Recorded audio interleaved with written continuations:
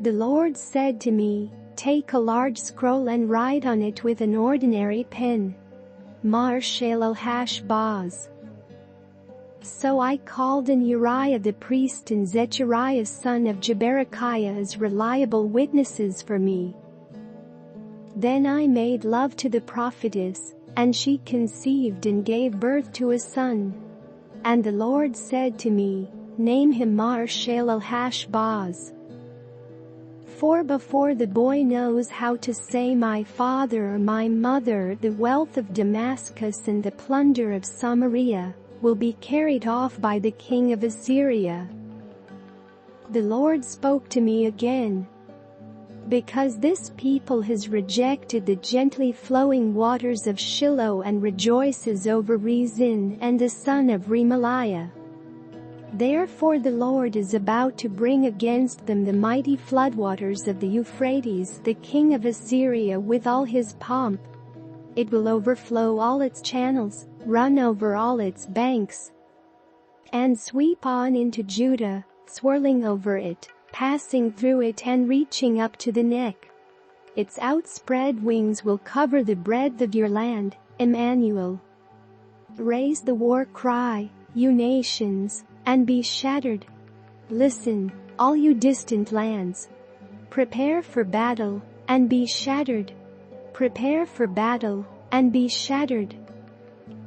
Devise your strategy, but it will be thwarted. Propose your plan, but it will not stand, for God is with us. This is what the Lord says to me with his strong hand upon me, warning me not to follow the way of this people. Do not call conspiracy everything this people calls a conspiracy. Do not fear what they fear, and do not dread it. The Lord Almighty is the one you are to regard as holy. He is the one you are to fear. He is the one you are to dread. He will be a holy place for both Israel and Judah. He will be a stone that causes people to stumble and a rock that makes them fall. And for the people of Jerusalem he will be a trap and a snare. Many of them will stumble, they will fall and be broken, they will be snared and captured.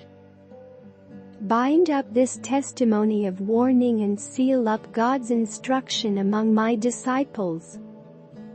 I will wait for the Lord, who is hiding his face from the descendants of Jacob. I will put my trust in him. Here am I, and the children the Lord has given me. We are signs and symbols in Israel from the Lord Almighty, who dwells on Mount Zion. When someone tells you to consult mediums and spiritists, who whisper and mutter, should not a people inquire of their God? Why consult the dead on behalf of the living?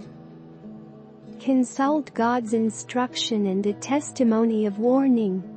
If anyone does not speak according to this word, they have no light of dawn.